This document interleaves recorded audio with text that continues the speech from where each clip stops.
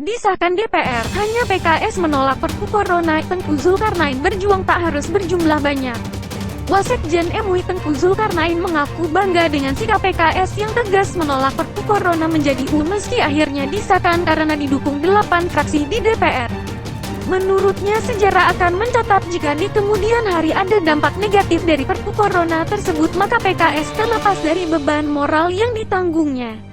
Kelak jika muncul akibat negatif dari Perpu itu seperti kekacauan penggunaan anggarannya, kekacauan ekonomi, penderitaan rakyat, korupsi dan lain-lain, maka PKS akan terlepas dari itu semua, ujarnya melalui akun Instagramnya, Selasa tanggal 12 Mei tahun 2020. Tengku mengatakan memperjuangkan kebenaran tidak harus dalam jumlah banyak. Orang-orang sulit zaman dahulu banyak yang berjuang dalam jumlah kecil. Ada yang kalah seperti kaum Hawariyun, dan ada yang menang seperti barisan Talut dan barisan Badar, jelasnya. Sementara itu ia menunggu dari upaya para tokoh bangsa yang menolak Perpu Corona mengajukan gugatan ke Mahkamah Konstitusi. Selanjutnya kita tunggu hasil perjuangan 3 tokoh bangsa NKRI, Bang Din Syamsuddin, Pak Amin Rais dan Pak Sri Edi Suarsono di Mahkamah Konstitusi yang masih sedang berlangsung, menggugat Perpu itu, ungkapnya. Peraturan pemerintah pengganti Undang-Undang Perpu 1/2020 tentang kebijakan keuangan negara dan stabilitas sistem keuangan untuk penanganan pandemi COVID-19 telah disahkan dan menjadi UU oleh DPR RI pada rapat paripurna, Selasa 12/5. Sebanyak 8 dari 9 fraksi di DPR menyetujui Perpu yang belakangan mendapat penolakan dari sejumlah tokoh bangsa seperti Din Syamsuddin, Amin Rais, Adi Masardi, Marwan Batubara DKEK itu.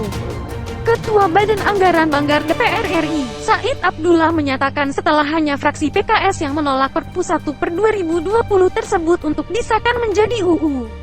Sisanya mendukung pengesahan Perpu tersebut untuk disahkan. Fraksi PKS menolak RUU tentang penetapan Perpu nomor 1/2020 tentang kebijakan keuangan negara dan stabilitas sistem keuangan untuk penanganan pandemi COVID-19, ujar Said Abdullah saat membacakan sikap fraksi-fraksi di ruang rapat paripurna DPR. Said Abdullah menambahkan, fraksi PDIP, Golkar, Gerindra, Nasdem, PKB, Demokrat, PAN, PPP, menyetujui dan menerima RUU tentang penetapan Perpu 1/2020. Secara otomatis Perpu 1/2020 akan menjadi UU. Menjadi UU untuk dilanjutkan ke pembicaraan tingkat 2 pengambilan keputusan dalam rapor disahkan menjadi UU, tandasnya. Selanjutnya, Ketua DPR RI Puan Maharani meminta persetujuan semua anggota Dewan Lintas Fraksi untuk mengesahkan Perpu 1/2020 tentang kebijakan keuangan negara dan stabilitas sistem keuangan untuk penanganan pandemi COVID-19 itu untuk disahkan.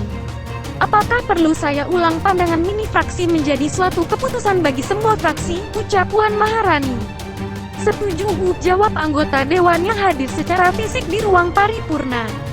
Setuju ya?